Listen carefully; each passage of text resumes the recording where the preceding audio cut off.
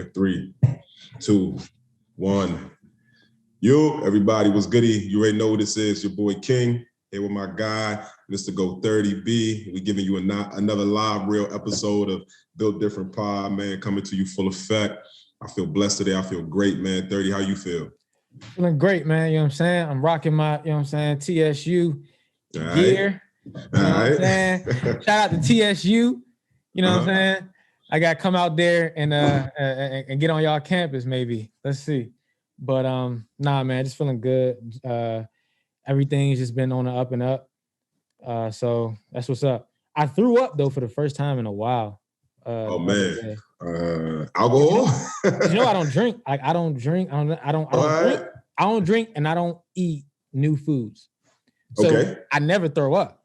That's how you throw up, for real. And I take my vitamins, so I stay healthy. So I don't throw up. But I don't know what happened. I don't know what I ate. I don't know what happened, bro. But I just got this feeling in my chest. I'm like, what the hell? Like it was a pressure. And I'm like, yeah, what's going on, bro? And then I had to burp or something, and then So what happened? What they was giving you? Tequila? What they was doing? Nothing, bro. It was nothing, bro. Like I had a smoothie. I had 2 smoothies that day. I don't know. I ate healthy. I had a chicken wrap. I don't know what it was. Tropical Smoothie had a recall. If they had a recall, they didn't tell another me. One. If they had they had one before. Man, Tropical Smoothie, bro. Like that's why again, like Smoothie King heavy where we at, but Tropical Smoothie had a recall on strawberries or something years ago, son. Like crazy, but they got it rectified, I believe. You already know, man. Chinatown all day. Yeah, man. So look, man, we got another special guest on today. If y'all don't know already, man, we buzzing, we booming, man. We getting people on. Like I said, man, I sent 30 a post a couple weeks ago, man. We're gonna have a top ranked podcast by the end of the year, 2022, running into 2023. We're doing it crazy, but introduce the guest. He's gonna be on in 20 minutes, but you give him a little insight on the guest, 30. Yes, sir, man. Rich black guy. He is a video creator. He's a writer. He's an actor. He has a wife. He has a son. He's out here in the DMV area, and he's just talented as hell at video creation. He uses top-notch. I'm not gonna say top-notch. He uses an actual camera. Like you see, I do that too, and that's because of seeing guys like him. So it's somebody that inspired me in my journey when I had, 10 followers. I was looking up to this dude. You know what I'm saying? So this is a special, to be able to have him on today. Y'all gonna be able to hear from him, hear his story, and things that he has accomplished. So I'm very excited to have him on. Right, and again, I'm not really too familiar with his content, but I'm very interested. To get to know the brother. But one thing is for sure, 2 things for certain, man. He West Indian, he had Jamaican. So when I went to his page and I saw my little cousin K following, I'm like, okay, I saw the flag. So I'm definitely we'll get into a little bit of culture talk and all that. But what we first and foremost really also 2.5 mil on YouTube. That's major. So it's a reason why he the rich black guy. That's major. It's a reason why he the rich black guy. Yeah, that's major. Yeah, definitely, bro. All right, man. So, of course, man, we got a lot to talk about today, again, with the guests and just things that are going on, which y'all already know something we're going to tap into, but that's going to be a little later on in the show. But we're going to do what we always do, man, get just to a little bit of sports before we bring them on, and a couple different topics we want to talk about. First and foremost, March Madness. I don't know how many of you guys been following it heavy. I don't know if you got your brackets all messed up, but we down to your bracket's burned by now. Right? No way. We down to a major matchup. Coach K, UNC, Duke. Hubert Davis, man, really showing out, man, representing for the black coach. Love it. Matchup this Saturday, man. It's gonna be all my Duke and UNC fans that I know of, son. Like niggas, they having basically like a tailgate. Like they getting the family together. It's about to go down. So, I don't know the singer's name. I think it's Eric Church. It's the last name is definitely Church. I don't know his first name, but he even canceled a show. He had a singer, bro. He an artist, bro. He canceled his concert. He's like, nah, I gotta be home watching that game. I think he a UNC fan. He's like, nah, I gotta be home watching that game. That's how big this is. Yeah, it's major. Coach K last goal for the Final Four. Like it's crazy. Do you have a pick? My pick is gonna be Duke. Yeah, I think Coach K just blended with how those guys are playing right now. They playing like they ready to win this tournament. Okay. And I think it has something to do with Coach K, this being his last ride. I think that's that extra momentum. It's kind of like Ray Lewis, you know what I'm saying, with the Ravens in his last ride. And we saw that extra, passion, the extra motivation that it had. It's the same thing here, man. These boys are a family. We've seen the way they've been playing. You saw how they handle Arkansas. I think they had it wasn't an upset, but I forgot who they handled before that. But you know what I'm saying? They playing good basketball. So I'm going with Duke. Man, my money wants to take UNC because the odds are going to be crazy. Duke actually is favored to win the championship, so the odds are going to be crazy. But on the same spectrum, how everybody's riding for Coach K, I think UNC, especially after the last loss in the tournament, before the ACC tournament, I just feel like, they have the same fire. Look, man, he's not about to make history on us. And it goes both ways. Love is playing up to par. I ain't calling out no UNC fans. I did it on Facebook. I ain't gonna do it on here. Or you fake what I call fake UNC fans now want to switch over, talk about, we legit because we in the Elite Eight. Just 2 weeks ago, y'all was calling y'all freshmen trash, calling y'all team trash. Well, not y'all freshmen, sorry. But calling Love, say, y'all niggas fake, man. I ain't trying to hear it, but I ain't gonna call no names. But I don't know. My money want to take UNC. Of course, I do think Duke is gonna win. I'm taking Kansas actually to win it all. Yeah, I think the way they've been playing, how they've been dominating is needs to be feared. Villanova's a threat, but per everything that's going on, you don't know what's going to go on. But me and my guy was talking in the gym. They got a 6-7 man rotation, which might not be enough to get it done. But this Duke UNC matchup is going to be, I think it's going to be iconic. I think it's going to be iconic. It is. They've never met in the in March Madness before. So It's already going to be big. Their games in the regular season is big. This is on a whole nother level. And like you said, they split because they played twice. They split, I think, during they split. During the regular season. So Duke won first, and then North Carolina's Duke and Coach K's last game at Duke's court, he lost. And then we saw him with the speech afterward. He was, saying he was apologizing to the fans. So that's what I'm saying. They definitely they just tasted defeat. So now, you know what I'm saying, they about to. But again, if I want to send 30 out, or if 30 got his family, everybody there, everybody riding for you, my adrenaline is like, I'm gonna send you home. Like, I don't know. I just think it goes both ways. I'm not a fan of either, being a Terps fan. I'm not a fan of either, but I'm definitely going to sit down and watch and be just as locked in as everybody else. I might go over my man Red Crib and watch it with him. He a UNC fan, because if they lose, I'm going to be in his face. I'm going to make him want to fight me. That's just the nature of the business, man. Hey, on March Madness, because we didn't get the chance to speak on it, so but it's still pretty recent. St. Peter's, the Peacocks, man. There was a 15 seed. They got one upset, got another upset, ended up in the Elite Eight, where they lost to North Carolina.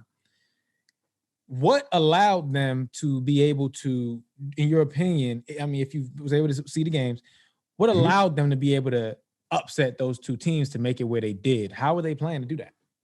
All right. Well, so they made it to the Sweet 16, and they made it. And again, I think what makes March Madness such a great sports spectacle is because you don't know who you're playing until a week prior, if not shorter. And then you don't have time to prep. And it's really like, who just wants it more for one game? Similar to the NFL. Well, not similar to the NFL, but on the one game spectrum. The coach said it, man. They got dogs over there, tri-state area. They got kids from Jersey, from New York. Like, it's just a different understanding of being an underdog and having the mentality versus being an underdog and not expecting to make it, So it's kind of like, we're the underdog. We're not even supposed to be here. We'll play hard, versus being an underdog. Like, you know what? I don't know the kid's lifestyle, but man, like the perception of where they're from, like, you know what I got to do? Like, every single time I step on the floor, I'm going to give you 110. Not that anybody else doesn't, but it's just the aura. But hey, look, keep it a buck. They got some good players on the team. Team can space the floor. They can get up and down. They can run. They can defend. So that was what was key to a bunch of their success. But every year there's one, if it's not Iona, they have one team that does that gives you the upset and the surprise. So yeah, shouts out to those guys. One year was like UMBC. One year was, you remember the George Mason year? You might have been that George Mason year. They made it to the Final Four. That was crazy. VCU did something similar with Eric Mena and Larry Sanders, I believe. They did something, made an Sweet 16, Elite Eight, Final Four run, something like that. So yeah, man, it happens, bro. East Coast basketball is premier, and I'm gonna keep always saying that. But yeah, I'm excited for this weekend, man. Definitely. For sure. And then so I feel like it's been so much. We got to touch on. Well, let's start with the biggest news. And let's see how we feel like it's gonna affect both teams. So we got my boy, the Cheetah. He got traded. He got traded from Kansas City. Now he's over with Miami. I think the trade it wasn't 3. It was I first was involved. It was 2 firsts, right? 2 firsts, a second, and a fourth, something like that, or maybe a first, second, 2 fourths. It was a lot for a wide receiver. I remember looking like it was steep. That's steep for a wide receiver. Yeah, it was steep. But I guess let me start off with the trade, how I think is gonna fare for both teams. I think this is definitely for Tua. It's gonna be like, bro, look, you can do it or you can't, because you got everything around you that you need. You got Waddle. Now we just put the Cheetah over there. You know what I'm saying? We got you 2 running backs in whether it's free agency. We stacking the team up around you. You know what I'm saying? Okay. So it's like you're gonna have to either put up or shut up. We're gonna have to get somebody else in here. I think that's what this move is about. Obviously, they want to give them the best chance to win. I think Tyreek Hill he's a weapon, man. He's a Swiss Army knife, used the right way. Not only isn't that Waddle too? Huh? Isn't that Waddle too? But he's not the same, because I feel like you can put Tyreek Hill anywhere. I would even, man, if I was offensive coordinator, I could put him in a backfield. Okay. And hand it off. See, a little Debo. All right. Yeah, exactly. I treat him a little bit like Debo too. I have him everywhere, and I think that's what he gives you ability to do. He's probably the fastest person I personally have ever seen on a football field, and that's not just straight line. It's from point A to point B, wherever point A is and wherever point B is.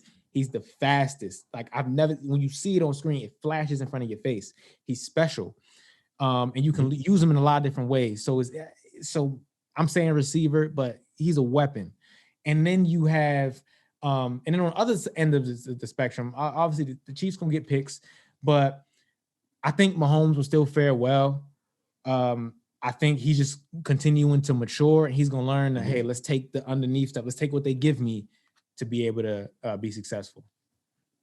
So just real quick, Coach JB said he's not a top 5 quarterback. I don't know if you saw his last video. he said Pat Mahomes not a top 5. Hey, Coach, let him know. I'm not agreeing. I'm just saying. Yeah, bring Coach back on. You gotta explain that. You gotta explain it to me. Kobe Bryant, Pat Mahomes, you looking a little sus, my guy. But anyway, yeah. So I think what I want to talk about, what I want to get your opinion on, since you are the football guy, is how stacked the AFC is, man. How dominant of a conference that is now. And being a Cowboys fan and a Panthers fan, I'm ecstatic. I don't know how you feel. Well, we don't got no damn quarterback. So it's like I can't feel good. You know what I'm saying? Okay. Like if we had a quarterback, especially within our division, I could feel good, but I can't. And that's the difference. The AFC is getting their quarterbacks. Everybody. The AFC, everybody got a quarterback. That's all. That's the NFL right now. You see, they just had their rule change. Offense is king, and they're telling you that through that rule change. They're like, look, we know we handicap in the defense. We know that everything is geared to offense. We feel like it's better for TV. That's what we're doing. All right. So that's the key. And AFC is killing it there. And that's the major difference. Everybody in AFC, most people in AFC, they got their quarterback. And now they're building around those quarterbacks. You see the Chargers, you know what I'm saying? They bringing over people, you know what I'm saying, to they made defensive moves though. Yeah, right. To make that a defense. To make that a dominant defense. Now you see the Broncos got their quarterback, brought over Russell Wilson. And that's an NFC quarterback that you taking and bringing over to the NFC. I'm sorry, to the AFC. So that's why, you feel me, it's so stacked in their favor right now. So, I mean, it'll correct itself. Like a lot of NFC teams, they want to look for a quarterback. Hopefully we had some good ones that come out in the draft and things of that nature, good ones that blossom and mature to be able to even that field up. Yeah, as a Cowboy fan, especially with what the NFC is looking at when you think of Tampa Bay, who they just said Todd Bowles is now the head coach. Bruce Arians is now going to the front office. So you have the likes of Tampa. I mean, who knows what Green Bay is going to do. You have the Rams, of course, champions. So you don't have as much to worry about. San Francisco, right? You hope at some point somebody takes something out so your road's a little bit easier. So it's not a bad time for anybody in the NFC. You kind of think anybody over there has a chance. When you look at the AFC, it's like, hey, man, like I don't think I've ever witnessed or seen the NFL, that conference. So I just don't know who, man. I mean, just look at the AFC West alone. Bro, like, man.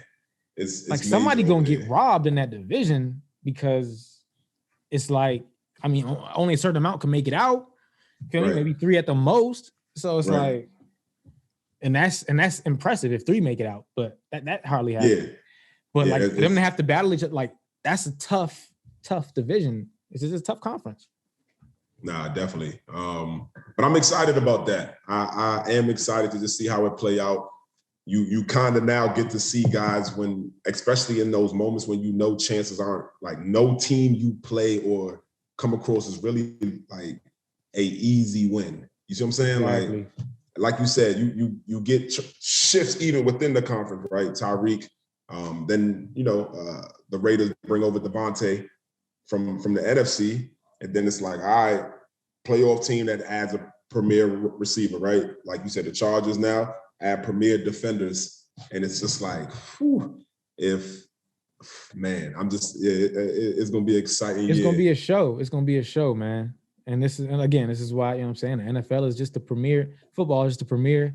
It's the premier product. The premier product about to start the playoffs.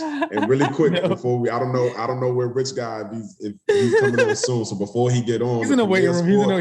He's all right. So hey, Rich, hold on 1 second for me, B. So playoffs, really quick before we transition. Do you have a pick yet? A Super Bowl champ yet? Super Bowl champ. I know it's early, but let me just see what your mind is at. You're a football guy. Where your mind at? I would say KC. If I still taking KC. I still take KC. Okay. All right. So transition really quick. Basketball playoff about to start. There was like 6 or 7, depending on who you are, 7 or 8 games left. Playing. Lakers are on the 11th seed right now. Which I pretty much don't they got to win out to keep that? Man, if you look at their schedule, the likes of Golden State, the likes of Utah, the likes of Phoenix, their schedule is the hardest schedule left in the NBA. And Braun has the ankle injury. They're done. Yeah. They're done. They haven't shown that at all. So. And now, as all the Laker fans, myself included, when that time comes, this is the cancer that is Braun. What do you have? You have a Asian Braun, a crippled AD, and a mentally broken Russell Westbrook. What do we like? And then I hear y'all trying to trade. Y'all trying to trade AD. I thought AD should have been traded at the trade deadline. I hear that should have been rumors right now that there's talks to trade. There's nothing else to do. I'll say trade Braun. You'll at least get a superstar. Right. They're not going to trade Braun. I get it, man, but I mean, Shaq's been traded, so why Braun can't be traded? First of all, it's probably a no trade clause in this deal. Like he's not going like that. You acting like he ain't no 6 man. He ain't no slouch. Hey, look. So Kyrie's back. Look, Kyrie's back for Brooklyn, and I'm just excited for this point in sports because this is my heart, my bread, my butter right here. This is my love. Giannis just went off. Yeah, Giannis. That Philly and Milwaukee game was lovely. yeah, Giannis made himself known. Like, look, man, don't forget about me for MVP. Joker, Embiid, Bron possibly. No, Bron right now, well, his points per game might stay the same, but he's risking getting that scoring championship that would give him number 2 for his career. But, I mean, there's so many movable pieces right now. So much. Phoenix is playing phenomenal. Steph's still hurt. I know Phoenix and Golden State play tonight. I can't wait for that game. So, I mean, there's a lot going on. I know we got the guests weigh in. We didn't even talk about the transgender swimmer. We wanted to get into that, but yeah, I don't even know if people want to hear my take on that. If you got the time, man, let's bring the guests on, bro. Yeah, let's go ahead and bring the guests on. Okay, so ladies and gentlemen, right now I just want to introduce our special guest to you. This is Rich Black Guy. He is a content creator. He's a writer. He's a filmmaker. He has 4.5 million followers on TikTok, 2.5 million, I said million subscribers on YouTube, 200,000 on IG. So y'all know why he's the Rich Black Guy. You hear the numbers. Rich Black Guy, how you doing, man? Doing good. I'm doing good, man. How's it going? How's life? It's going amazing, man. It's going amazing, man. I'm happy that you was able to join the show. You know what I'm saying? King is excited that, you know what I'm saying, he saw the flag in your bio. So he's excited because he's Jamaican. Oh, really? Jamaican, nice. Half Guyanese, brother. Yes. Yo, nice. Wagwan, brother. How are you? That's cool. I was actually supposed to be in Jamaica this week, actually. Oh, yeah? Yeah, I was supposed to be there with my dad. My dad's there right now. What part? What was that? What part? What was it? Oh no, we were supposed to be in the Kingston area. Okay. Yeah. So we were supposed to do some stuff there, but for me, I had some stuff that I had to do this week, so I had to cancel it last minute. But I love Jamaica. Jamaica's freaking amazing. I love the food. I love the people. I love the weather. I just love it. home, man. It's home. Yeah, man. But now we are definitely honored, brother, that you can make it, man. We appreciate it. Like I was telling everybody before you came on, my cousin, again, Jamaican cousins following you, my Barbadian brother following you. I'm like, hold on, man. This West Indian dude out here, and I don't know about him. So definitely gonna follow the page after, man. And again, thank you. We're honored, man. And we just want to get everybody to hear your story if they haven't heard it already on our platform. So please feel free. Just tell everybody a little about yourself, man.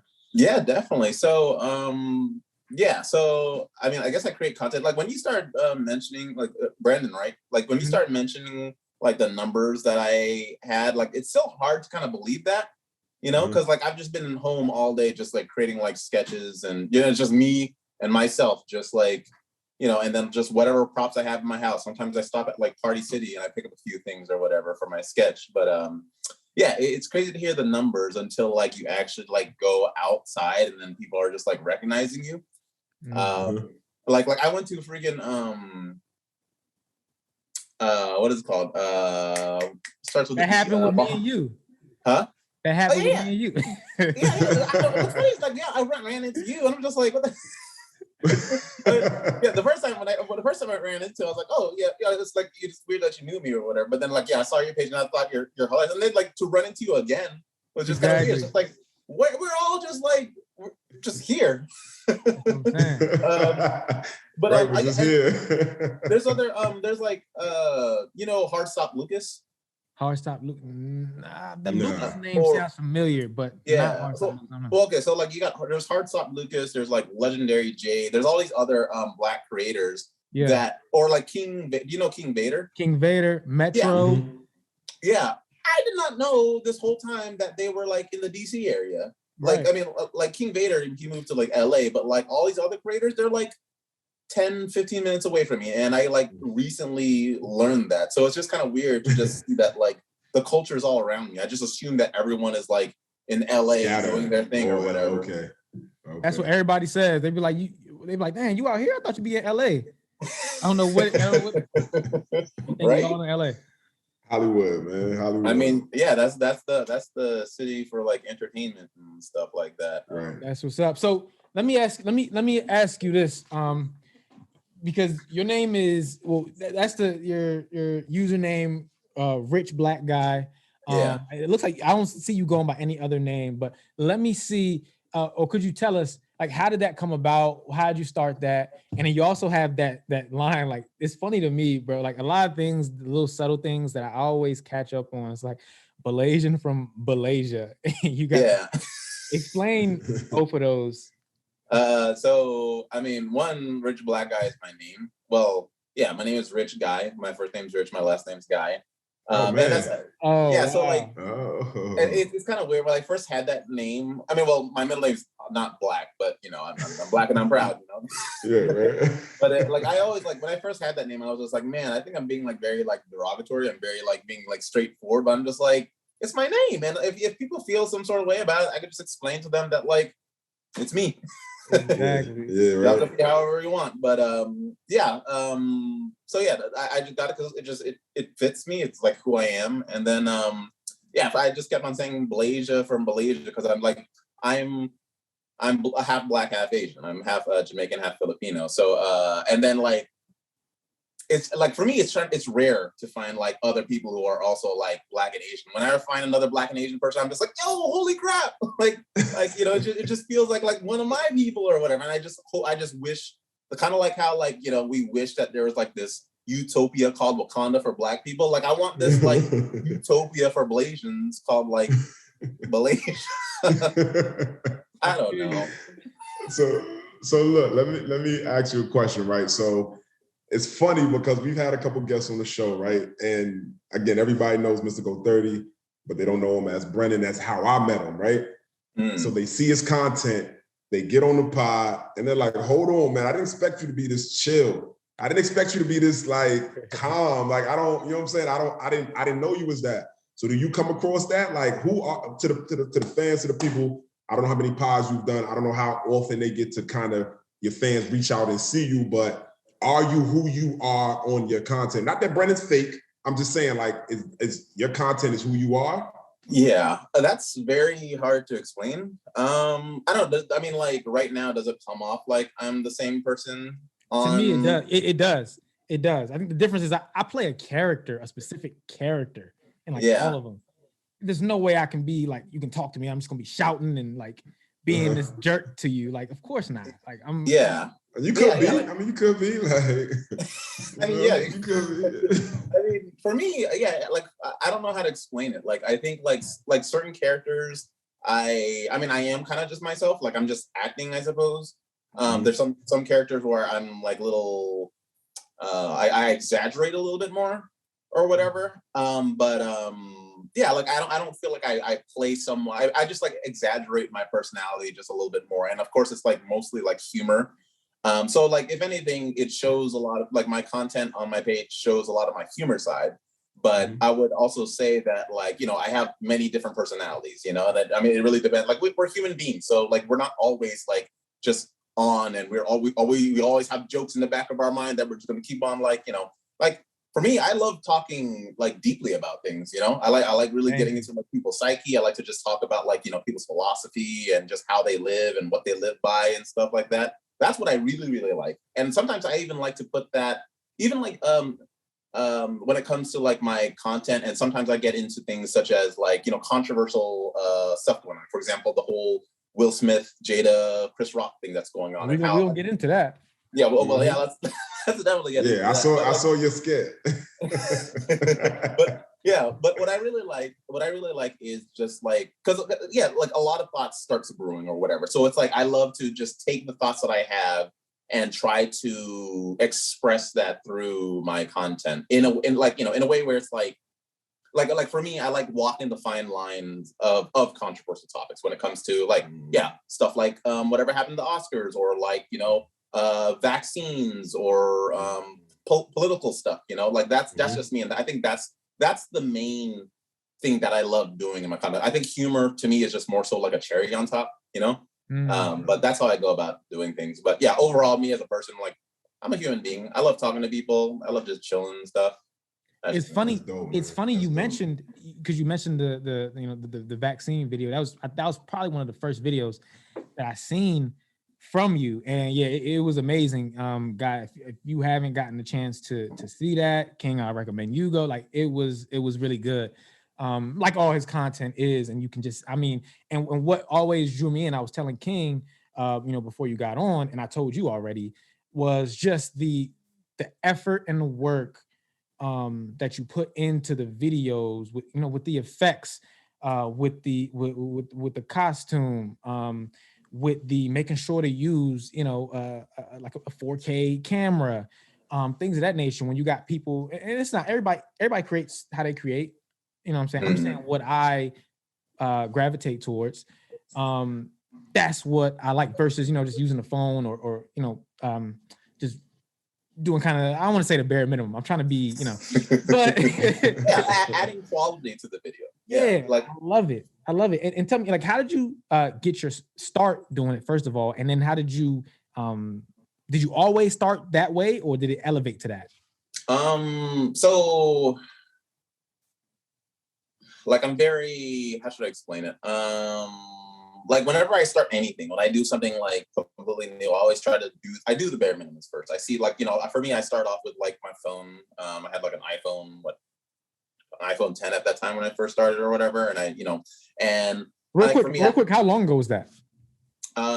When did I first start? Like, so I started on Instagram. I didn't start on TikTok. I started on Instagram, like, I'm going to say 3 years ago.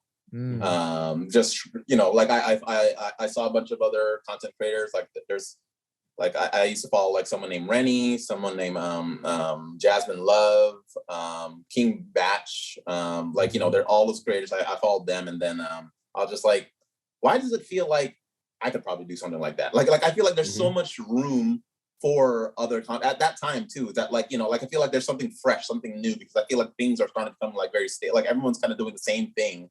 And I feel like there's room for other things to talk about, But yeah, because like back in the day, people just kept on creating sketches about like relationships. I felt like that was the biggest thing that people kept on creating sketches about. But like there's so much more to talk about. Like there's politics, there's sports. Like and that's what I liked about you too, because I felt like there is room to create like sketches about sports. Like people, like, sports is such a big thing in here, but I don't see a lot of like creators diving into that, or at least maybe in my perspective of things or something. But no, you're right. It's like, as far as like football goes, it's like there's like a top 5 of that, everybody knows, and like and like basketball, even, you had that one guy like B Dot, Bubba Dub, if you know him, that trash, that he be saying that about the Lakers, he be making them videos.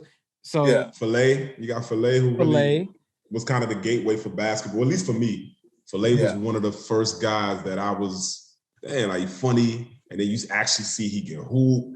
So he was one of the first guys when it came to the basketball. Yeah, I'm jealous of guys like that just have that just that personality to just, hey, I can just talk over a clip kinda and put it up. Yeah, millions. Like, you feel what I'm saying? Like, I think Rich will be able to relate, just like the difference. Like when you, like, you know what I'm saying, you got all the camera angles, the props, you know what I'm saying, you got your son, we all playing all type of like to make a joke, you know what I mean? Yeah, like we're putting all this effort, and then like you have some people, they're just like I don't know. I mean at the end of the day, maybe it's not even about the effort level. It's just about like, just the how the video is being I guess digested to people. So like whether, like, sure, we're here using like high-tech cameras, we have like a script, we have all this other stuff like that, but I mean, sometimes when it comes to a topic, it doesn't need to be all that. Like even like the Will and Jada topic, like, I know that, like, I did a lot that night. Like I was like freaking getting a lot of stuff together. Like as soon as I heard about that, I was just like, switch my brain, like, let's go ahead and create a sketch about that. And like I did, like, it was like 3-4 hours of work that I did to create that video. But then there's some people where all they did, like, what's his name? And I'm not saying that like it was terrible or anything like that, but it's just like there's this one guy that I follow. He's hilarious, but he does like an impression of like Denzel Washington. And he's like, funny. Yes, I saw that. What's his name? I didn't see that. I forgot his name. We follow each other, but I think it's like I Am King or something like that. Nah, he's funny. He does Denzel. Man, he does perfectly. Denzel to a T. Yeah. It was very simple. I think he just like improv it. He just like pulled up his phone and he just like improv Denzel. And that thing is like everywhere. I logged onto Facebook and I saw like some of my friends like share that video. It was like, you know, but it shows that like sometimes it's not even about the effort. It's about the content that you are, you know, trying to communicate, you know. Facts. Right. So while go ahead. No, I was gonna say, I was gonna speak on something else real quick before I wanted to kind of transition into that topic I spoke about. But because I saw on your page, I guess you was out in Cali. You was with Long Beach Griffy. Yeah. And I just tell me about that, because I got a Long Beach Griffy story I want to tell you right now. Oh, yeah. So the whole it was like Long Beach's Halloween party. And so I have a friend named Nat. She's pretty much like, well, I recently became friends with her and like found out that like she knows Long Beach Griffy, she knows like Caleb City, she knows like everyone, all the creators. She's part of the whole creator group in LA or whatever. But then I was like her plus one in her, because she got invited to the Halloween party and she brought me as a plus one. So then I came in there.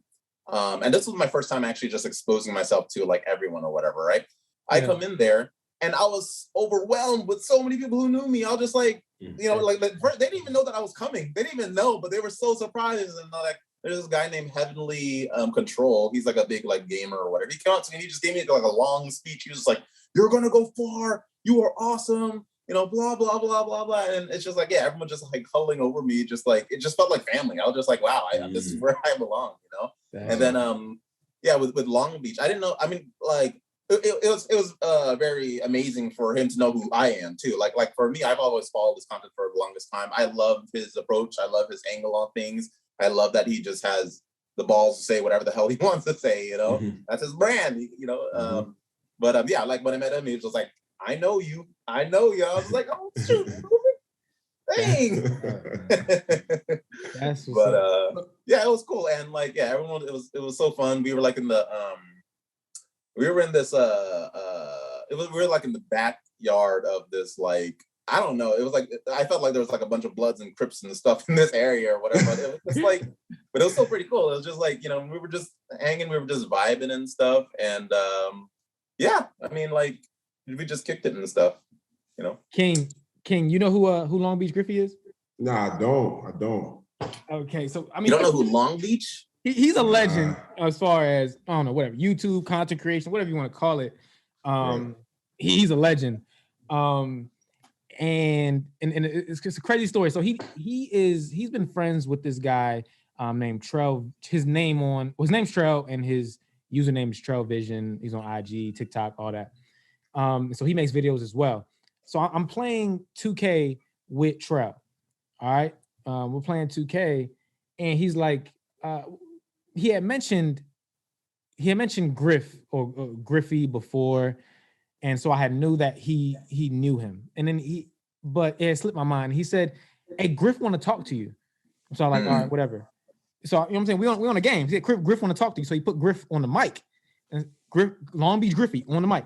So I'm like, yeah, what's up? He's like, hey, man, you know what I'm saying? I don't want to suck you or nothing, but bro, you're funny as hell, bro. I'm telling you right now, bro. You're funny as hell. And so I'm like, hey, yeah, you know what I'm saying? Thank you, bro. Thank you. I appreciate that. I appreciate you watching the videos, bro. I don't know that. Okay, so go for it. So he's off the mic for a little bit, you know what I'm saying? He gives Trell back the mic. And then I'm like, yo, Trell, when you said Griff, were you talking about Griffy? He said, yeah. I was like, were you talking about Long Beach Griffy? He said, yeah. I said, were you talking about Long Beach Griffy with the gap? He said, yeah. I'm like, bro, put him back on the mic. I'm like, bro, because I had to give him his file. I didn't know who he was. I didn't know. He didn't tell me Long Beach Griffy wants to talk to you on the mic. He just said, yeah. I was like, okay, I'm thinking it's just one of his homeboys. But I'm like, bro, you funny as hell. Like, bro, you a legend, bro. Like, all that. Yeah. It was just funny. My first time. He's a very humble dude. Like, even though, like, you know, the content he creates is very like, oh man, I don't know if I want to be friends with this guy because he might. But no, he's a very, very humble, very, very down there. He's very emotional. I'll say he's very, very emotional, and he cherishes his friends a lot. From what I've seen so far, like in person or whatever. Yeah, he's a cool dude. Definitely. Have you been to like California? Have you like met like any of them in person or anything like that? No. I was supposed to take a trip to Cali for like a 707 thing. The event didn't work out, so I didn't end up going. But I will go pretty soon. I gotta go to Cali, Arizona.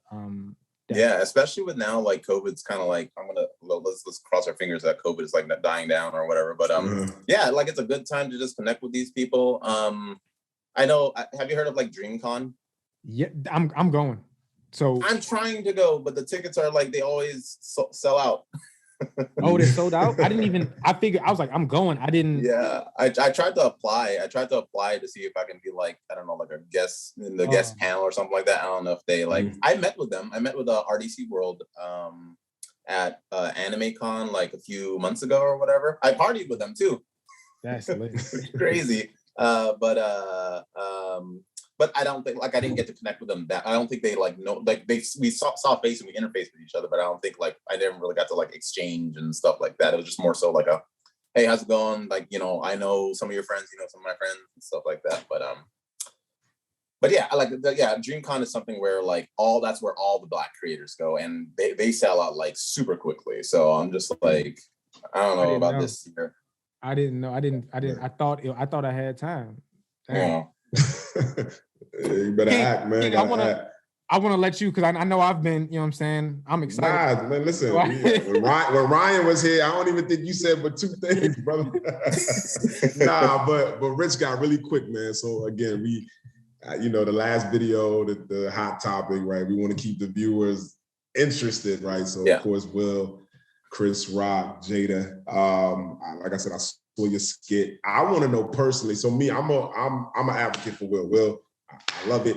I personally see you're gonna get me fired up, King. So I need y'all to talk. Well, hold on. Let me finish my point. I'm gonna need y'all to talk. Let me finish my point, man. Rich, this is why I switch. This is where I got disrespect. I got words for you. I got words for you, and I want to hear Rich. I want to hear how Rich feels. I'm gonna let Rich. I don't like Rich is gonna lead the topic, so stop talking. Go ahead. Right now. I don't like that. Like I said, I'm an advocate for Will. Personally, like again, I don't know how old. I'm 35. And that's a shame that you advocate for Will at 35. Yeah, and I'm gonna tell you, and after Rich go, I'm gonna tell you why. And you know what? Stop talking. So look, Chris Rock has done a lot too. Personally, Chris Rock has done a lot of things to me that have rubbed me pulls the wrong way. So I stopped truly being a fan of the individual. Maybe see a movie here and there, but needless to say, I want to know how you personally feel outside of the content about the situation and just really go from there. Yeah. Oh man. Okay. So yeah. The whole issue is very. I like. Here's the thing. I'm a person that doesn't really like it is like I'm not really a person that sees things like black and white, like who's right, who's wrong. Like I really like to see like perspective on things, and I like to like try to dissect like where are they coming from with whatever happened, right? So like for me, like let's start with the perspective of Chris Rock, right?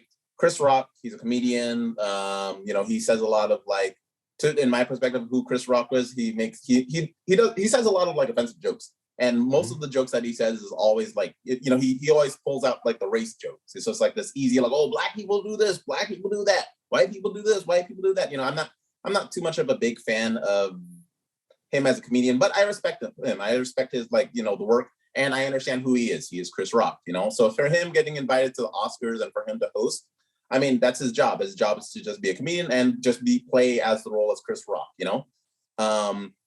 So for him to go up to the stage and, you know, start cracking jokes, I mean, it's kind of like a roast, right? Like, so he just started like pointing out, he just started talking about everyone. And then he got to Jada Pinkett Smith. And then he said, you know, like, oh, can't wait to see you at G.I. Jane 2 or something like that. Mm-hmm. I felt like, in my opinion, I felt like that wasn't really the worst thing that you could say, right? Like, I feel like he could probably say, you look like you could play Thanos. You look like the girl from Splice. You look like, you know, like there's there's so many things that you could say to really like hurt her feelings. But I felt like that wasn't really the worst thing that you could say, but like, you know, acceptable. And it's whatever. Like, you know, some people can take it as offensive, some people can, but like to me, I was just like, whatever. But if you do take it offensive, so like going into Will Smith's or Jada Pinkett Smith's point of view, if you find that offensive, there's like, as a man too, like Will Smith as a man, I mean, as a man and as an icon, I felt like there's so many routes you could take with the situation. You know, like I understand that Will Smith, he has a lot going on. You know, everyone's talking about his wife.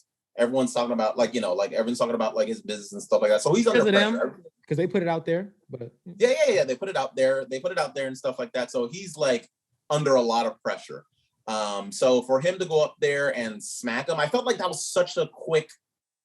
That was an irrational behavior. I felt like, yeah, like sure, like, you know, you could smack this guy or whatever, but I felt like that was the most irrational thing that he should have done. I felt like the best thing he should have done, he could have gone up stage, talked to Chris Rock and just said like, you know, keep my wife's name out your mouth. Just say that, like whisper it to his ear or something like that or whatever. Walk away. And then if Chris Rock doubles down on that joke, you have all the right to slap him because at least you gave him a warning. That like, look, I am heated right now. I do not want you talking about my wife. If you say one word, I'm gonna slap the shit out you. You know, didn't give him that warning. So all he did was just got up, slap the crap out of him, and then it's just like, well, what the hell are we gonna do about that? You know. Mm-hmm. But I don't know. I just felt like the situation. I feel like if anything, we should more so learn from the situation rather than just the idea of taking sides, you know, like I just don't think that like we should be like, are you a Will fan or a Chris Rock fan? Because I just think that just leads to more problems. And pull up the Men in Black memory, right? Let's just erase the memories and let's just do this again. Let's erase the memories, right? Let's just reenact this whole situation again. All right, Mr. B, go ahead. What's up? Like, okay, cool. You came with a lot of energy first and foremost. Look. I need time because my thoughts on this is so layered, and I'm not organized, but I'm just gonna talk. Do we have enough time? It doesn't matter. Look, it doesn't matter. It doesn't matter. All right. So let me start off by saying this because Rich, what you just talked about, you said that it shouldn't be about picking sides. It shouldn't be whether you're a Will fan or a Chris fan. Mm-hmm. And that's why I'm prefacing this by saying, and I've always said this, Will Smith is my number one ranked actor of all time. I've argued for him over Denzel because I felt like he has more range than Denzel. I feel like Denzel's kind of just like, he's Denzel in every movie, just like in a different situation. Mm-hmm. You know what I mean? With a different name. But he has legendary performances. I'm not going to debate that. So I give it to Will because I feel like he has more range to, like, you know, play more characters. But yeah. So I'm prefacing this by saying that Will Smith is my favorite actor of all time. I think he's every Black person's favorite actor. And I'm not even, and I cannot chastise Will. I can't give Will any advice at all. Will, he's had a clean record. This is his one-off, whatever. This was a moment of a lapse in judgment. All right. But what we need to do is identify it as a lapse in judgment, as a wrongdoing. That's what we need to do. Chris Rock did not do anything wrong. No matter how you feel about Chris Rock, no matter what he did in the past, in this moment, he did not do anything wrong. He is a paid comedian. He's one of the top 5 comedians of all time, and he's up there doing his job, what he is paid to do. That was a crazy statement. The joke that he told was not a bad joke. Again, the joke that he told was not a bad joke. When I say bad, I mean as in being, like Rich said, as in being just so. You feel there could have been worse. Yeah, as just being so flagrant. It was not. All right. And so that's what I want to start with. He didn't do anything wrong. That's the basis of my point. And now, not only did he not do anything wrong, but okay, so you take offense. But let me stay there for a second because I got to talk. And there's a reason why when you hear the pushback and you hear comedians talk, it's the reasons why they're so pissed off. It's a lot of comedians that are pissed off. And the reason why is because what do you want them to do? What are they allowed to talk about? Do they need to take attendance at the door? Everybody that walks in, hey, what are you sensitive about? What offends you? Right? I'm gonna make sure I cut all that out of my material. All right, go ahead, walk in, take a seat. How about you? What offends you? All right, to all whatever. How many? 500? I don't care. Thousands. However, people are in an auditorium or whatever, sitting down, to be entertained by you. What do you want them to do? What do you want them to talk about? All right. So that let's build off that. Now let's go to the next point. Now, so Will, you're offended, right? By what happened. Now we saw him bust out laughing, and then we see his wife do the eye roll, and it cuts away. Now this leads to him going on stage. Now, so we cannot sit here and act like going on stage at the Oscars. Now, and forget the Oscars, but it just makes it worse. Going on stage at the Oscars to slap a man on live TV is acceptable behavior. Mm-hmm. As grown men, we can't sit here and act that's acceptable behavior. And again, I cannot sit here and talk down on Will Smith. That's not what I'm talking about. It's the people, and I didn't know this before this podcast started, Rich, that he felt this way, that King felt this way. But it's the people that make me upset are the ones justifying the action, because there's no justification for it. Now, he had like you pointed out, Rich, he had a number of ways to take it, right? Or right ways to take it, right? Mm-hmm. And we talk about, because there was I don't know if it was a hashtag, but it was talked about, defend Black women and defend your wife and things of that nature. And we know every woman, every woman present, everyone that heard it or saw it, due to just a biological nature, is gonna love it. So I can expand on that, but they're gonna love it. It's a natural feeling for a woman to like seeing that. A man getting up and being aggressive in defense of his wife. They're gonna love it. So, but my whole point, but the thing is, there was so many things, other ways he could have went about. He could have got up and just the way he yelled from his seat, yelled at him. He has some sort of a comedic background. He could have did some type of heckling. He could even got up there and did some type of, he could have after the show, bro, hey, look, I understand you probably didn't mean nothing by it. You know what I'm saying? You up there, you're doing your job, but look, bro, she's dealing with this. You know what I'm saying? This is a sensitive issue for her. Maybe in the past you've also talked about, listen, bro, look, from now on, bro, please, like, walk on eggshells with us, man. We don't, you know what I'm saying? Just keep it stacked with him right there. Maybe he says, hey, bro, sorry, listen, Jada, sorry, I ain't mean it. You know what I'm saying? I'm a comedian, I'm up there doing my job. Okay, and y'all move past it like that. All right? So those are options that he could have had. I'm still going. Chris Rock is come out. He didn't know she had alopecia. So when you take, because people say, he's making fun of a woman with disease. And that's why I talk about comedians. What is comedians supposed to do? They can't check everybody at the door. Master your craft. Master your craft. If you're gonna have a joke about Brennan, you should know about Brennan before you sit up there. Master your craft. If I'm a coach as a comedian, if I'm a coach, that's not what you do as a comedian. With a kid that that's not what you do as a comedian. I need to know when that kid is comedians both. Comedians both. People on the freaking stage. This is the real Brennan. They roast people. They roast people that's sitting in the crowd all day, every day. That's what they do. That's what they do. Yeah. Okay. Hey, finish your statement so I can go. That's what they do. So I can go. That's what they do. That is the job. All right. I want you to write a script. I want you to write a comedian so I can go. I want you to write a comedian. I feel like and as we all listen to it, and not a smile on our face, all right, and go home disappointed. So I could go. Make this quick so I could go. Okay, so be quiet then, so I can talk. Make this quick so I could go. I don't got all night. Okay. So be quiet so I can be quicker. I ain't got all night, man. So when I'm waiting for you to be quiet so I can finish. We good? Hey, listen, your time was up 20 minutes ago. We good? Your time was up 20 minutes ago. Is my time up? Rich, I apologize for his actions, Rich. My actions, I'm not done. I'm not done.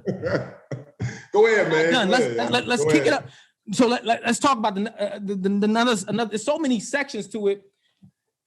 Yeah, but you got. I mean, I don't know how many more notes I got to take to be able to touch base on what you're saying. Justification, and then and not only that. So now, okay, we want to. His goal there is protecting his wife. And if you're somebody justifying this as a justifiable action in that sense, so what was the result of the action? Now what you have is everybody making jokes about Jada's alopecia. So not just Chris Rock, who didn't know she had alopecia. Now people who know she has alopecia are now doubling down, making even more. Every comedian is making an alopecia joke, and some on purpose, because you don't violate a comedian doing his job like that. And so now they're making, so you've made it worse. You're now more of the topic of conversation. So what you set out to do is backfiring and going in the other direction. So how can you justify this as a smart way to go about what you were trying to do? Another section of it. Chris Rock, he has over 50 pounds. He towers over Chris Rock, has over 50 pounds over this man. All right. Because in this society, we talk about, see, if I hit a woman, it's a problem. And you know why it is? It's because on average, most men are bigger and stronger than most women. That's where that comes from. You have an advantage. That's why it's wrong. And so he was a bully in that situation. He understands Chris Rock ain't no fight. Let Bernie Mac be alive right now, and he make that joke. I dare will. Let and I'm saying Joe Rogan because Joe Rogan he does MMA, jiu-jitsu, let Joe Rogan say that. He would never probably be at no damn Oscars, but on stage. But let Joe Rogan make that joke. See what Will do. Not a damn thing. Let he was an MMA fighter that became a comedian. Brandon Shaw be up there and say that I dare Will. He ain't doing that. You know what I'm saying? Chris Rock ain't no fighter. He's 50 pounds lighter than the man, shorter than him, and he goes up to stage to go and smack him. Now, what precedent are we setting? That is the proper response when you are offended by a joke to go and hit somebody. How many people I've heard these, and I've heard this take today as well. How many people are sitting up in graveyards? King, how many people are in graveyards? How many people behind bars for a quick lapse in judgment like that you're justifying as the proper way to go about that situation? All right. And then I feel like I even had more.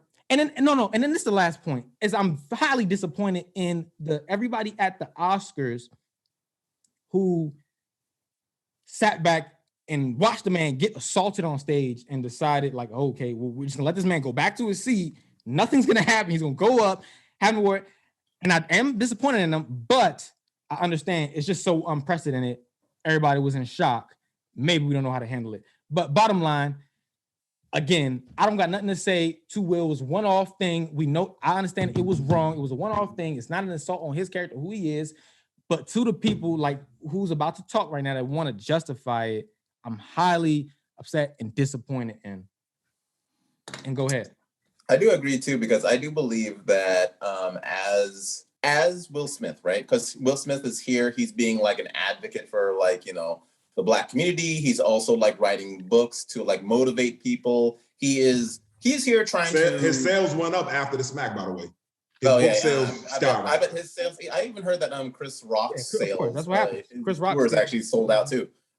So everyone's benefiting off this, honestly. But I think that like for him as Will Smith, as someone who is like portraying themselves as this role model, as this like oh, this is me, this is my family, that I have so much advice to give. I am like, walking the right way that everyone should walk or something like that. If you're here and you're presenting yourself as this like, high and mighty person, or you're presenting yourself as an icon, you have to also accept the repercussions of being an icon as well. Like, sure, like, I understand people are like, oh no, that's just Will. He's just a human being, like, no, you are here and you are trying to present yourself to be like, you're trying to present yourself as a role model. So like, this is one of the situations that like, it's supposed to be a lesson learned. Like, okay, you are heated, you are pressured. What are you gonna do about it? Smack them? Like, what the hell? Like, all of that stuff that you just talked about is now out the window because it's just like you're not like practicing what you preach, basically. You know. I'm sorry, and we didn't even touch so much. We didn't even touch on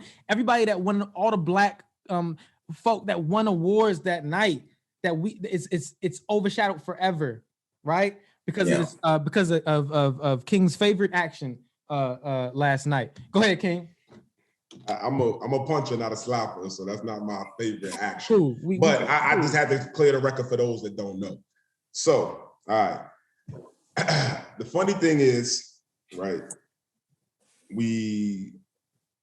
I think if I'm wrong, correct me. We didn't want to be judgmental and pick a side, but it's clear what side you two are on.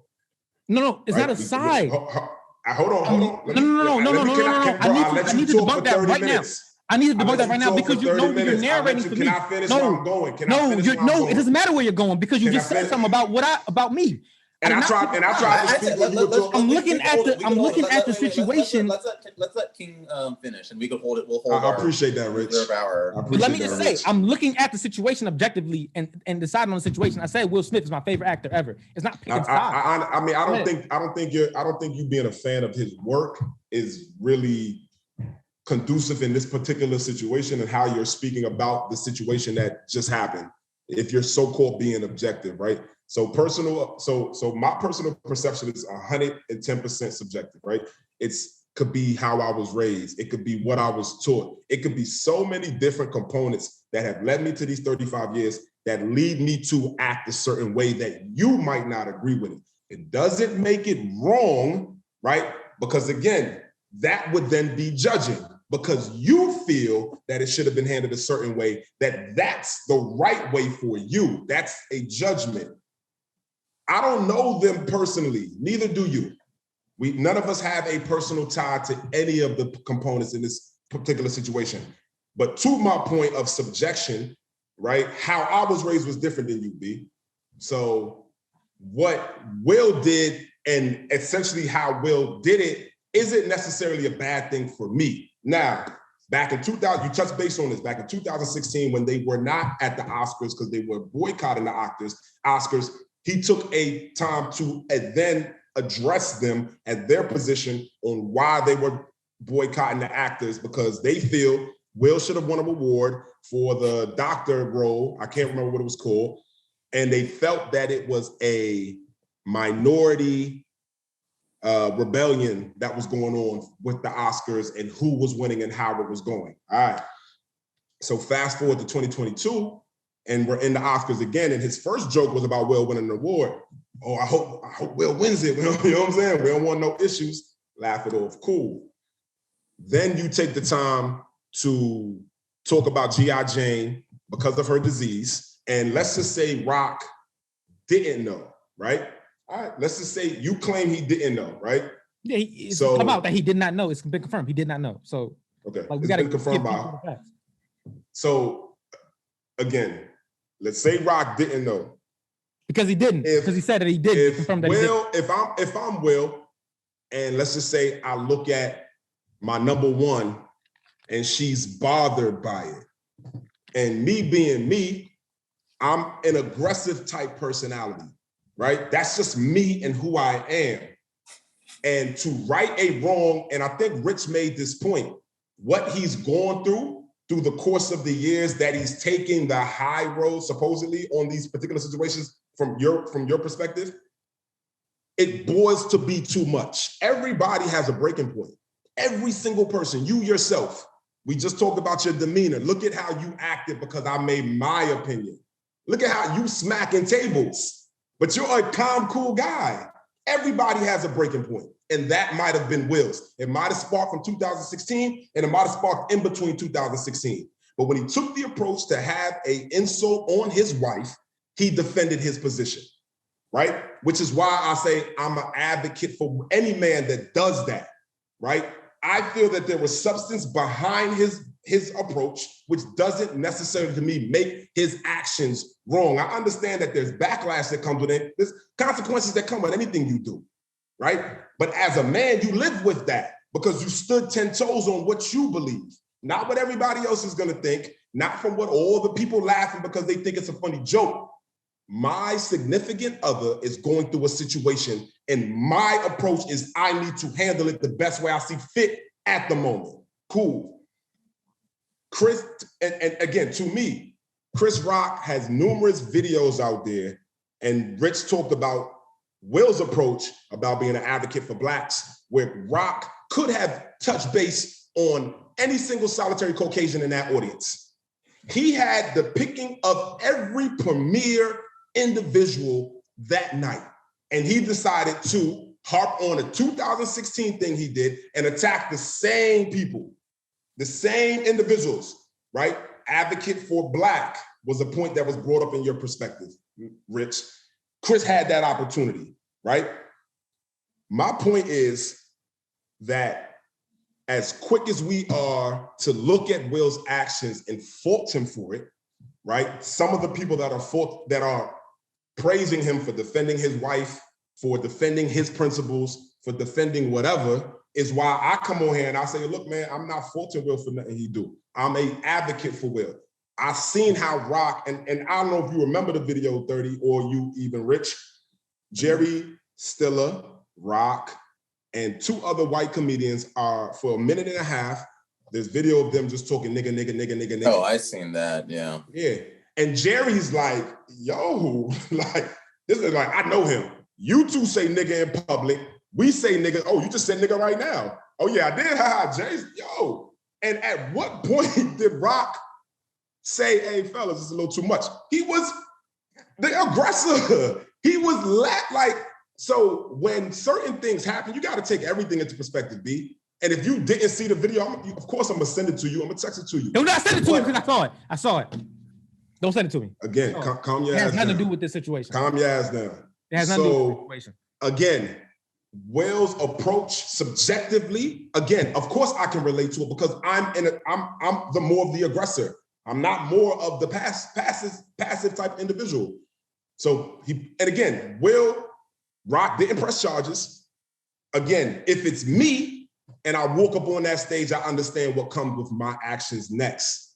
But again, forget about, if it's a professional MMA fighter and a boxer, all of these so-called people talk about, I would have did X, Y, Z, right? Yeah, you got a black belt, right? Your hands are lethal. They're certified. You can't do X, Y, Z. At what point did Rock look at an aggressor and put his damn hands up? At what point do you take your hands from behind your back and defend yourself? Or at least separate yourself to a way where he enters your space, you protect yourself. So as much as you're told, he got up, he slapped him, like, yo, like, feel the need to find a reason to defend the point, but also be subjective to the situation and look at all perspectives, because I don't think you have. You feel a position about what you think is right and wrong, but all the time it's just not that, right? So that's my position. Go ahead, son. Yeah, I mean, so for me, yeah, I want to clarify and say that no, I wasn't taking Will Smith's position, but I was just like kind of listening to like Mr. 30 go, and I was just like, I understand where you're coming from. For you now, I understand where you're coming from as well. For me, I feel as though I'm talking from the other perspective. I feel as though Chris Rock has a smackable face. Like this guy says a lot of shit. And you know who this guy is. And for him to come up, it's like, yeah, it's like one of those things where it's just like, God, sometimes this guy just needs to get his face smacked, but sometimes he don't know what the fuck he's talking about. Even when I saw that video, I was just like, oh my God, that guy deserves to get his face smacked, because like, do you even realize what you're doing? You're here letting like these white people say the N-word and just like, so it just makes it like okay for everyone to say that shit? Like, no, I don't think so.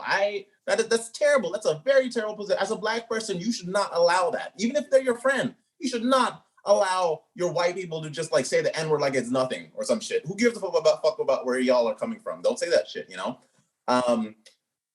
So even for this situation as well, and I agree with you that like I think that like comedians should do their research. I think that comedians should read the room before they know what they're saying. So like if you're gonna be talking about like with Jada, like Jada did talk about like alopecia. Like I don't know if you like. She's on her red table talking about it. Yeah. It was national news. So for him to say he didn't know, come on, man. Yeah. So like if anything, he should have kept. And I'm pretty sure he writes the stuff before, because like presenting in the Oscars is big. I don't think he just like sat there and started riffing and stuff like that. I'm pretty sure he wrote that somewhere and he's just like, okay, this is gonna be good. I'm gonna time this, and people are gonna get the laughs or some shit like that.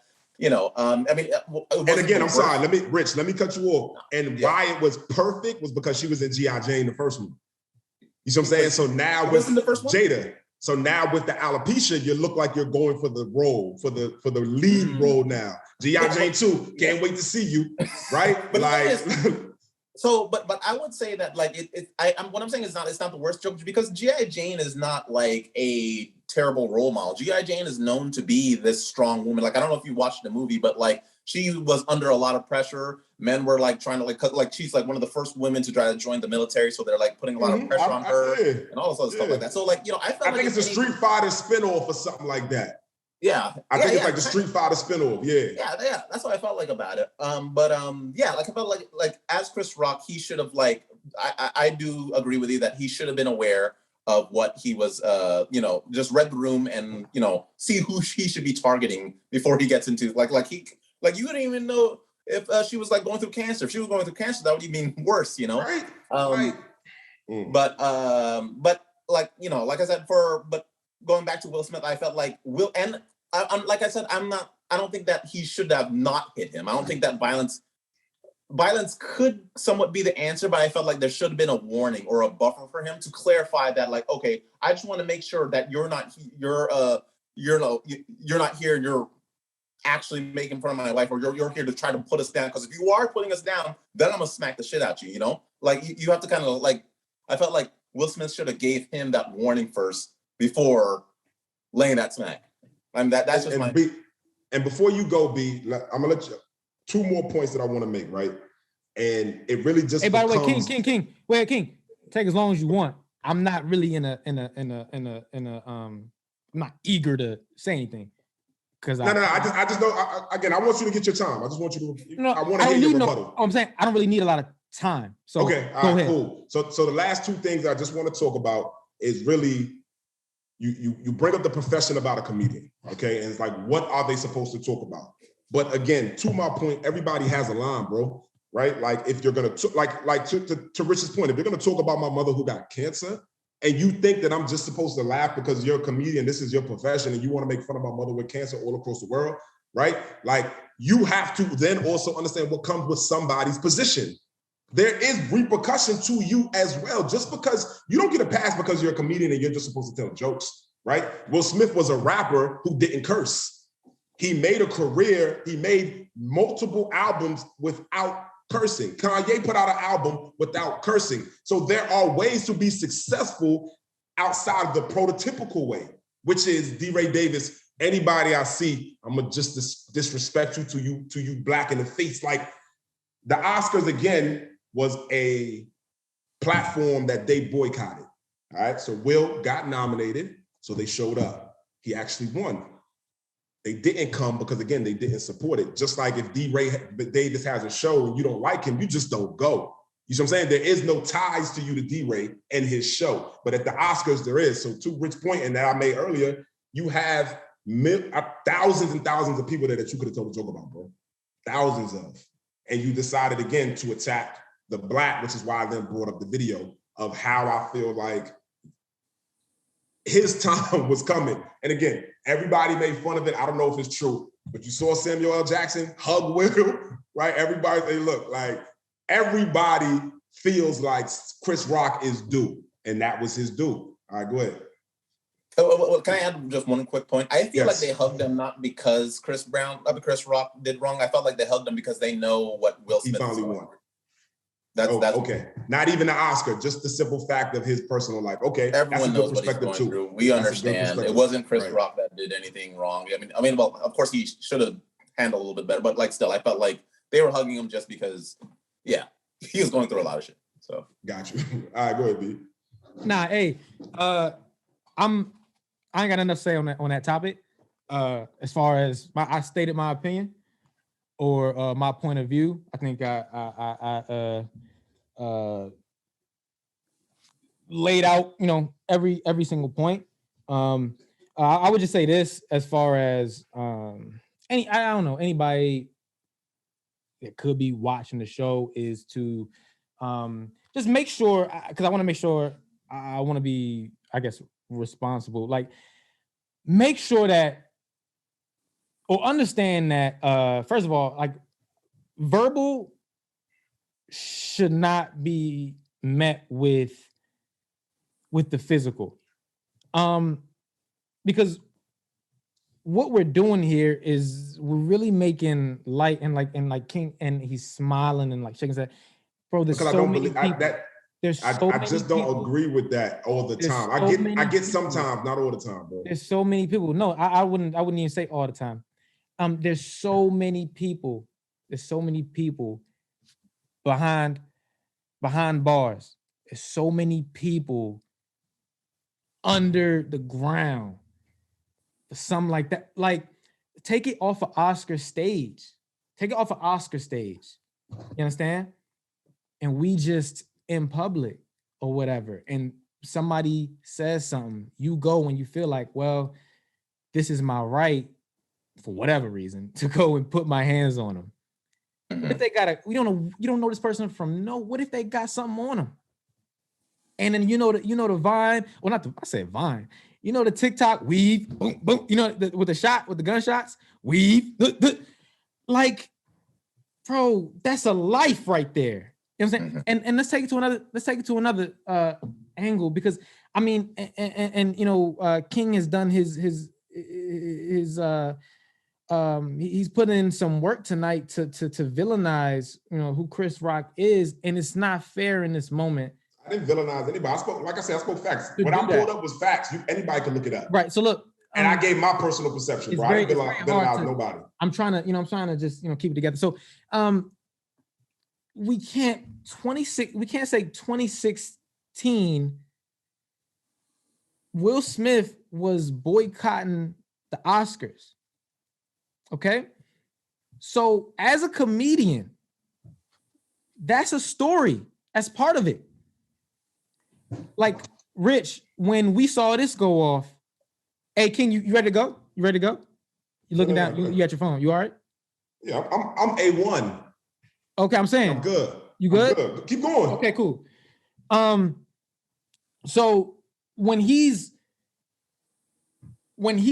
up there talking and he's making jokes, that's a big story with the Oscars. Rich, when that just happened, what just happened?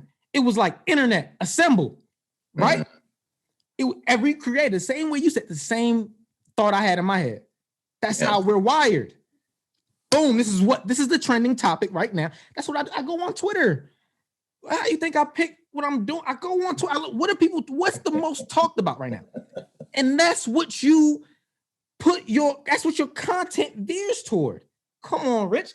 So if that's the story in 2016, of course he's going to talk about it. And his joke was, he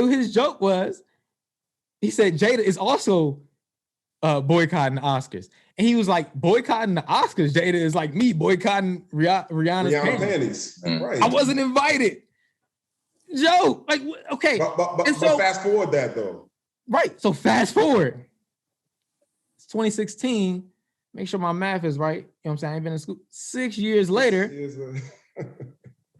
6 years later now. So that was a joke. One told 6 years prior. All right. But we need to bundle that up here 6 years later. And now, and also, I never casted judgment on Will. And I think, and that's just something you just got to understand what I'm saying. And the other thing that you also said was that I was picking sides, and I'm telling you that's not what I'm doing. I'm able to look at a situation and say, hey, this is what was wrong. Like, for example, if Justin, one of my best friends, does anything, I can tell Justin, what that was wrong. Everything that was wrong. What you did right there was wrong. Justin, I love you. You my dog. I'm not saying what you are. That thing was wrong. And the reason why, and I laid out so many reasons why it was, and that was results and repercussions of it. So that I'm not saying that Will Smith would know what would happen later. I do believe, like I said, it was a lapse in judgment. I do believe he got emotional and went up and did what he felt he was supposed to do. But what I do believe is that it was the wrong choice. And I think it's only proven that very clearly to be that. And it's why you see him issue 2 apologies, one there and then one afterward on social media where he did apologize to Chris Rock. There's a reason for that. And so, and now, and let me take it to another, and like I said, because King wants to talk about that, bring up all types of stuff and say, oh, well, this would mean this is what justifies him slapping Chris Rock. And then he went on to say, now you got to understand what I'm saying. Don't do that. You called me villainizing him, and I wasn't doing that. You're not justifying it? I wasn't villainizing Chris Rock, first off. Right. So you wasn't justifying it? I was empathizing with the position because I had the same mindset. Oh. Hey, bro, we on the same side. We on the same side then. We all on the same side. We all on the same side. Oh, so when I started it, I said, listen, I'm a fan of Will. I agree. Like, if that was my wife, I would have the same action. Now, what I'm saying is, hold on. This is the time you listen. So what I'm saying is that in a situation like that, how you're taking a passive standpoint, because you're sitting here saying that he made the wrong move. So you're saying that any other move outside of that would have been the right move. What I'm saying is that when you disrespect somebody that you care about, and this might not be your approach, but there are many of us out there, these are the reactions that come from your action. Your action caused this. Right? So if by your actions I react personally, all right, mentally in the moment, I feel like I'm justifiable for my actions, which is why I'm not what you're doing, judging Will for his actions being wrong. All I'm saying is I understand where the brother coming from, and I do not think that what he did was so wrong. That's my point. So that's justifying. So because I understand, because I empathize too, because that's why I think we agree, is what I'm saying is, that's what I'm saying. It's a one-off. I'm saying it's just one lapse. That's what I'm saying. Like, that's what I'm saying. We agree. Like, I understand being emotional and then like losing control, right? But we need to identify it as losing control. That was not the, if you say, if somebody talks about you, what should you do next? That's not in the handbook. Say that question again. If somebody talks about your wife, what to do next? It's by your standard, though. That's why I said it's by what you believe. No, because things have real life consequences, bro. And again, real life. Hold on. And let me say this too. Hold on, go ahead, Rich. Go ahead. Let Rich go. I think the question is, I mean, I guess we're trying to figure out like, are we all on the same page of what just happened and how we feel about it, I guess.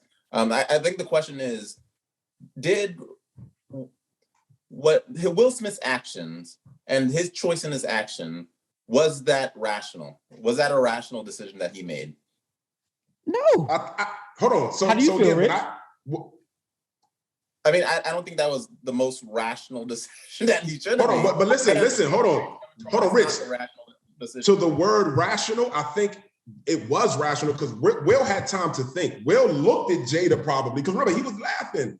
He personally thought it might have been a funny joke. He looked at his counterpart and saw how offended she was. And mentally, Will said, okay, I have to do something. That's a difference from, let's just say me and Rich are standing in front of each other, like we're talking, Rich just takes off on me, and my reaction is to duck and punch. You see what I'm saying? Versus me looking at her like, damn, you hurt?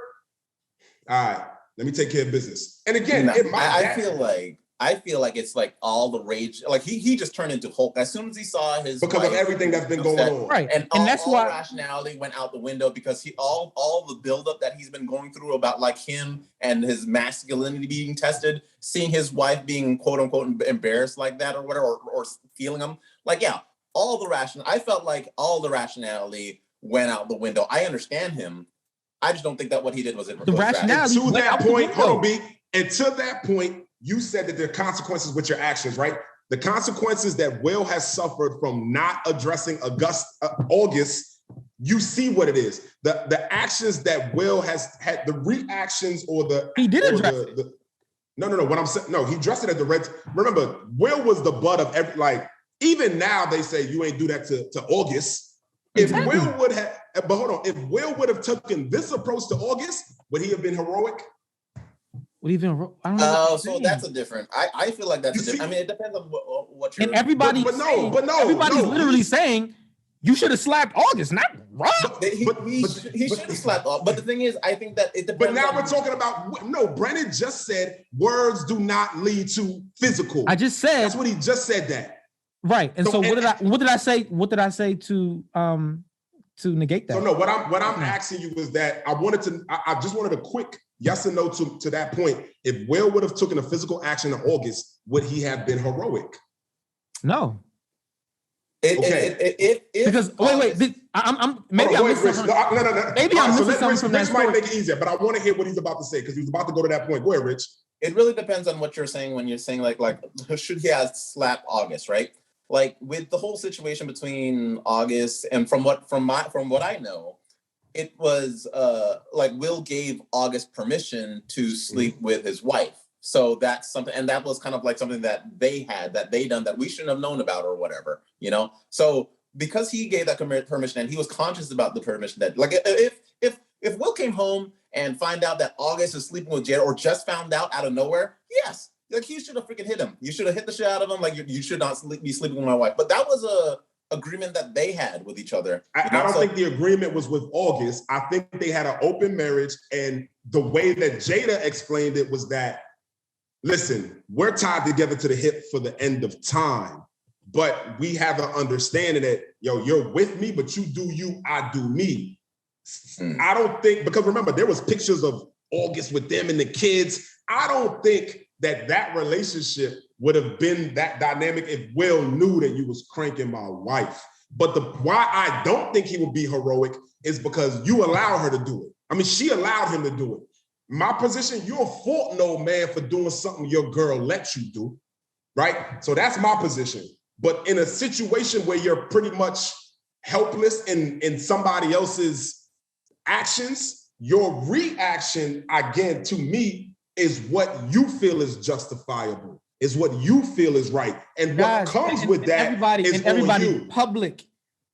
That's not true. You can't say that whatever I feel in my head is justifiable is right. That don't make no damn sense. Again, so what I'm saying, so hold on. Listen, if you're talking in the eyes of the law, there is a code of conduct. Right, but when you're talking about emotion and you're talking about my position, it's so immature. You cannot say that whatever my emotions say I need to do right now, I need to do.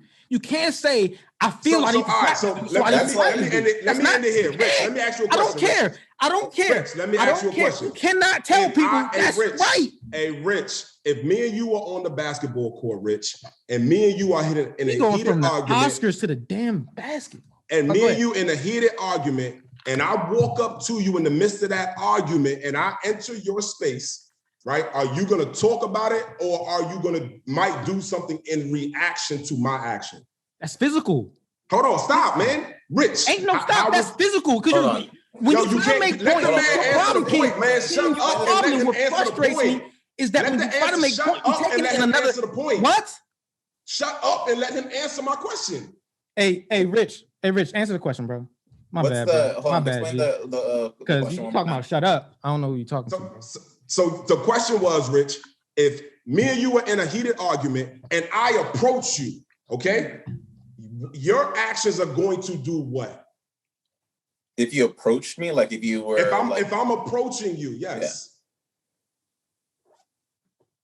I mean, I don't know. I guess it depends on the argument. It depends on like would I start fighting back? I mean, like it depends. Like if you swung, I'd defend myself. I guess it depends. It was words. It was words, and again, per the words, I took it a step further and started to approach you. Yeah. I mean, what does that mean? Approach me. Like, what was your? To walk towards you. Like we're talking, and we're in a heated argument. We're competitive. It's heated, and now my words start. Yeah. So for you approaching me, I would already feel like you are about to attack me because, like, if it's continuing to get heated and you're here and you're walking to me or whatever, like I'm like, all right, this guy is actually about to punch me or something like that, you know? So you don't know, right? All right. So again, let's take it back to Chris Rock now. The word you used was attacked. The words that you just used was you feel like I was about to attack. If you probably look it up, doesn't have a physical definite, it probably has a verb associated with it, but attack can mean so many different things, but it's subjective. It's what you feel, all right? So per what you feel, you swing on me per my words. Now you gotta live with the actions. Not that you were right or wrong, but you did what you felt was best for you in the moment and in your situation from your perspective. So what I feel Will did what was right for him in his moment per his perspective. Now, what comes from that, as a man, you're taught, I live by, I was raised by, you live with those consequences. But you do what's necessary. My father always told me, make sure you come home. At the end of the day, we'll deal with whatever, but make sure you come home. Now, it might be hard. And that's what you're putting in jeopardy. That's what the hell, that's what you're trying to disobey him. That's what you're putting in jeopardy. Right. And again, to him, it might be a foreign spectrum. But to those that know how a certain perspective and how you're raised, it's clear, brother. It is clear. Now, again, it ain't clear. It ain't clear. Hold on. It's not clear. Here's what's clear. Guys, in life, there is right and wrong, not just by the law, right? By human freaking consciousness, there's right and wrong. All right. There's a reason why they ain't asked Will if he need to press charges for the joke. They asked Chris Rock, do you need to press charges for being physically assaulted? But I even want to take it a step further. King. Damn, do I even want to take it a step further? I had another. I don't know. And the reason why I'm asking is because I don't know. I feel like I'm raising. Let's go. I had an. Go ahead. Oh yeah, go ahead. Well, let me just say. Also, if let's say, God forbid, let's say Chris Rock. After all this is you know what I'm saying. This is the Oscars. It's the biggest moment in Hollywood, and probably not the biggest moment in television history. He's on the negative end of it. Obviously, we know sales and everything is going up and if he was decided from this embarrassment, from what happened to, again, God forbid, off himself, what's the discussion then? Is King shouting loudly, yeah, Will, good job? Like, the whole thing changes now. And it changes because of that, but the action is still the same. The action is still the same. Are we ignoring the fact that he attacked his wife? Are we just going to bypass the fact that he attacked his wife? I'm not ignoring it because I stated on it first. That is not a wrongdoing by a comedian on stage. That is not wrong. And I didn't even address, they're in the front row. And that was a quick joke. I know, Rich, you said, man, he probably wrote that. That was a quick joke. Now he does know that, you know, Will Smith is nominated for that Oscar. I think it was probably that the thought was he was going to win it. He was probably going to win it. So maybe, yes, he came ready for it, whatever the case. But to what he believed, that was her choice of hairstyle, not alopecia. That was her choice of hairstyle. And regardless, alopecia, right? We don't make fun of cancer victims. Alopecia, she's getting made fun of right now in this moment. Lou Young, I love Lou Young. He's my dude. And this isn't against Lou Young. Lou Young got a t-shirt with his woman with a ball cap on. Will and Jada at the Oscars t-shirt. A bunch of comedians was making jokes today about alopecia and Jada. Maybe you didn't see it. I can send you a compilation. My point here is, number one, that Will did not accomplish what he wanted to accomplish. Number two, is that when you talk about defending his wife. So you thought defending his wife. he did not. Hold on. He did not accomplish. And by your direction, he needs to grow a lot of hands. Because now he got a lot. He got to go on a world slap tour. I understand where you're coming from. Now, like, did he solve the problem? Basically, he escalated with his action that he did. How do we know the problem wasn't with just Rock? How do you know that? Because again, he had everybody and his mama talking about. The problem was just with Rock. Everything you just said is negated because the problem was just with Rock. Then you only talking about 2 instances, and those 2 instances. What I'm talking about is that he had everybody and his mama talking about Augustus cranking his wife. Everybody, and Will did not flinch, essentially, right? So again, going against your point. But no, I'm asking a question now. How do you know? Because you said he did not solve his objectives. How do you know the objective for what Will did was not directed towards Rock staying away from his family? Because there's 2 instances of Chris Rock and Will Smith's family that we both that we know of. Correct. You're right. That we know of. Correct. So it's the 2016 one and then just now. So now what you're doing now, you understand, is you're now taking out everything else. This is making it worse for you, buddy. I'm not taking nothing out. No, because you're saying, what if his problem is just with Rock? So no, you said that means there's no problem with nobody else. It's just with Rock. I mean, I think that to me, in my perspective, Chris Rock is just more so like a symbol of why. Who did Will Smith smack? Will Smith smacked Chris Rock, but the idea of smacking Chris Rock is more so like a message to everyone who talks about Will Smith's wife. That like keep your name out my wife's name out your mouth. He's not really talking to Chris Rock. I think that he's talking to everyone who's talking about Jada. So my thought is him slapping Chris Rock solving the problem. Like, his core. It made it way worse. It made it way. I would love to show you a clip from Corey Holcomb, because I need to show you the clip, because by your point, send it to me. By your point, he needs to go wherever Corey Holcomb is right now. He got to go see him right now. He has to go on a world tour. He has to end everything that's going on in his career, because remember, you know what I'm saying? King is telling us how to live life right now. So he needs to end everything that's going on in his career. He needs to get on a plane. No, not private jet, and fly around the world and just go run fades, because everyone's talking about his wife right now. Everyone's talking about his wife. Everybody's making fun of her alopecia right now. Everybody's talking about how she got cranked by Augustus. People are calling her a whore. I ain't do it. They're calling her by that name, a whore. I hated to hear that, but he invited that by going up there and doing that. People are angry. It's a lot. People, and again, I already said, people miss their moment from that. But I mean, it's worn out, I think, from everybody's point of view. And I think one thing that we need, I think this is something that we got to learn, and which is in general, especially as like creators, as like celebrities, as whatever, right?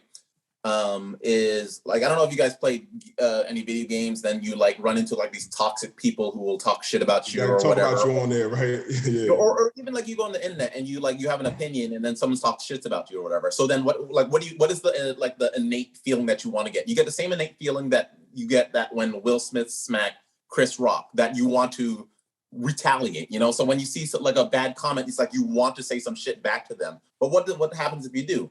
That person will keep on saying shit back to you, especially if this person doesn't even have a profile picture or anything, because they don't give a fuck. Like, they have nothing to do. So they're just going to keep on going, keep on saying shit, and then you're going to keep on saying shit. Then you're just going to go down this rabbit hole. You're going to look back and you're just going to be like, do I even feel good about what the hell I just did? I feel like that's exactly what Will Smith is going through right now. It's like, and that's the thing, that like, you do not want to feed that toxicity. Like, the moment you start replying back to those comments that say shit about you, you're already digging yourself a hole. And that's the same thing with Will Smith. He showed his sense of weakness by slapping him, and now he just opened this can of other people talking shit about him, you know? And Will feels liberated. And Rich. Bro. I think Will feels liberated. I want to say, and Rich. And that's the point. And when you said his moment of weakness, and that is the point that we have to understand. What you just spoke about, Rich, that's maturity. Mm-hmm. You know what I'm saying? And I want to everybody understand, that is maturity. That is emotional intelligence. These are things, look it up. That's emotional intelligence. That is a higher IQ. Like, to understand, to be able to have, that is wisdom. Let me say that too. That is wisdom. To be able to understand what consequence will my action bring about, and do I need to take that, to be calculated like that, and to not sit there and try and be a Viking or whatever in the moment, because again, a lot of people, and it's not just my opinion, but a lot of people, your favorite, did you read your GOAT, Kareem Abdul-Jabbar, his statement on this matter? I didn't read nothing from Kareem. Okay, go with King, and Kareem was that's one of, as far as black folk, that's one of our you know what I'm saying, our pillars. He was with Muhammad. He was with them. Understand? You know that. And did you? Are you reading everybody? Are you reading the other side too? And again, it's subjective, bro. There's so many other perspectives that agree. Right? You keep talking about all the people that are supporting your perspective. But look, right? That's all you're talking about. Because I'm talking. That's all you've been talking about. That's all you've been talking about. No. But you're not making no sense. So you need to shut up, because you ain't making. I'm making 100. I'm making 100. No, you're not making no sense. I'm making 100. You're not making no sense, and you're being real irresponsible. So, hey, Rich, how much time do you have? Because we 45 minutes, like over. I think I gotta pretty much check out. Yeah, because I know. Let's go ahead. But this is really good. I appreciate you. You know what I'm saying, coming on, bro. You know, we touched on a hot button issue, and everything got heated. But that's what a podcast happens. That's what happens on a podcast. It's all good. This is amazing. Thank you so much for coming out. You know what I'm saying? Yeah, thank Rich you. Black Guy. Tell them, everybody, you know, where to follow you, and anything you got coming up, where to get your merch, all that. Yeah, just follow me, Rich Black Guy, on TikTok, on Instagram. You can also find me on YouTube. And yeah, I have like off-brand merch. You know, if you like off-brand Marvel stuff, just like click on the link on my page. You know, why not? Yeah, he got what is it? The Sum of the Universe, the Supervisors of the Solar System. Supervisors of the Solar System. I like that. A lot of people bought that hoodie. And one more time, Rich. It's just Rich Black Guy, right? Yeah, just Rich Black Guy. That's it. But yeah, what's yours? I'm gonna make sure that I'm following you. Man, I'm about to send you the request right now, bro. Got you. Brendan actually already sent it. I don't feel like scrolling through the messages. I just followed you. All right. Yeah, but no, it was nice talking to you, man. It's nice meeting you. Definitely my West Indian brother. You know, we'll get into the culture maybe next time, man. And yeah, man. Talk about all the food and stuff like that. Yeah, get them hip, man. But again, like my guy 30 said, we're here with Rich. Rich Guy, we appreciate you, man. I hope you guys enjoyed this episode. You already know what it is. Love. All right. Thank you, guys. Take it easy. Man. Thank you. Yeah, definitely, bro. All right.